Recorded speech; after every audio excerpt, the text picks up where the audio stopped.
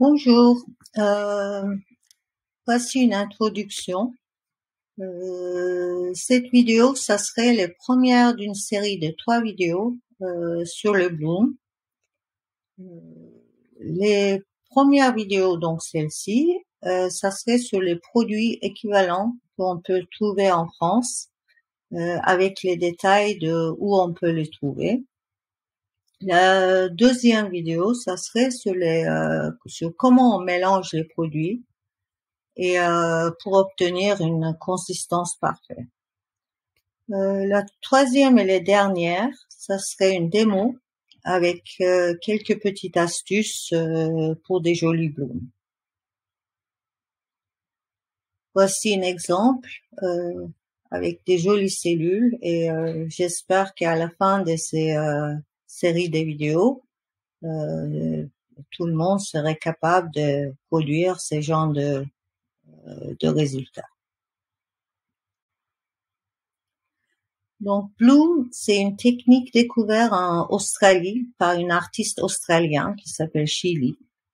Et cette technique, c'est comme les Dutch, en fait, ça fonctionne en soufflant sur les couleurs pour créer une friction et une réaction qui forme ces jolies cellules. Donc, cette technique nécessite l'utilisation de 3 différentes couches de produits et ça marche avec 2 principes. Donc, première en étant les compositions de ces produits.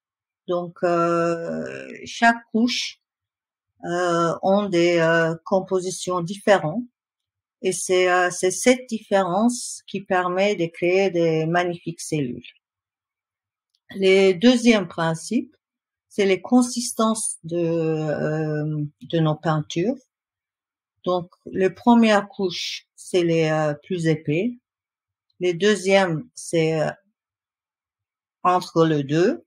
Et les troisièmes couches, c'est les plus fluides. Donc, pour ne pas louper mes vidéos, appuyez sur le bouton subscribe sur le bas droite de l'écran et comme ça, vous serez averti dès qu'il y a une nouvelle vidéo en place. Voici les produits qu'on peut utiliser pour créer des blooms. Donc, les premiers, ça serait pour les coussins. Donc, vous pouvez utiliser une peinture maison pour les murs et les plafonds. Et mon préféré, c'est Toll Pro. L'important, c'est que cette peinture soit en satin. Cette peinture, je préfère aux autres parce que celle-là, ça fait très peu de bulles. Vous pouvez voir et référer à mon vidéo sur ce sujet. Donc, ça, c'est vraiment mon coussin favori. Donc, si vous utilisez, vous comprendrez aussi pourquoi. Donc, ça, c'est pour les coussins. Et on trouve ça chez Leroy Merlin. Vous pouvez également utiliser des autres peintures, Epodex ou Luxens ou d'autres peintures de murs qui sont satinées. C'est très important. Mais souvent, il faut diluer avec de l'eau ou avec un produit qui s'appelle Hydro.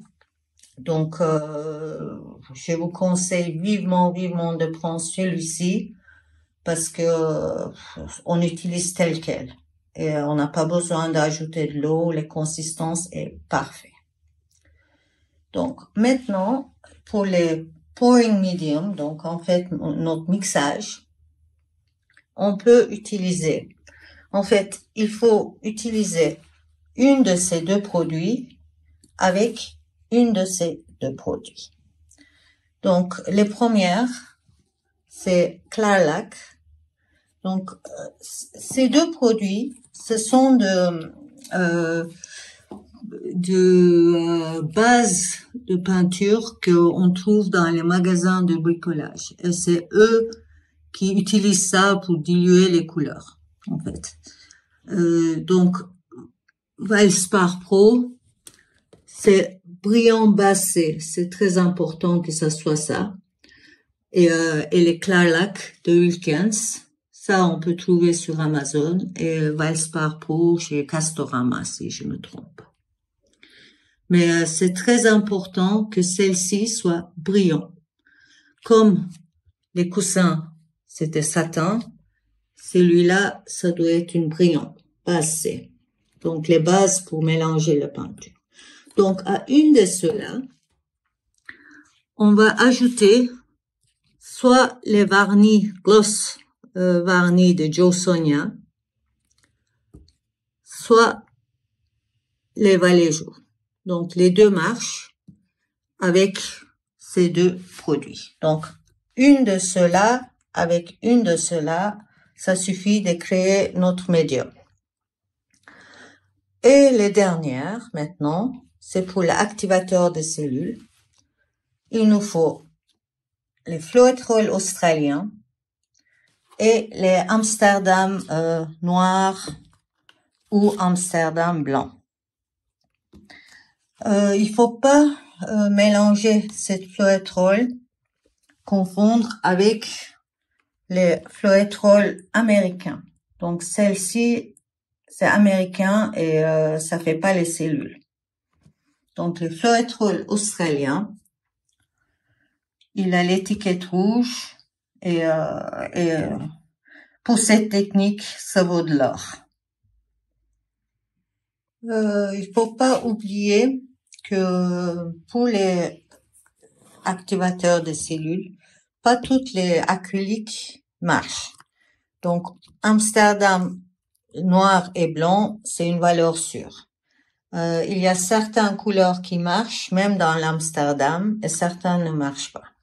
Donc, pour débuter, je pense que c'est une bonne idée de aller avec les valeurs sûres et utiliser un de ces deux-là. Et voici pour nos produits. Je vais mettre les descriptions détaillées à la fin ou sur les notes de vidéo et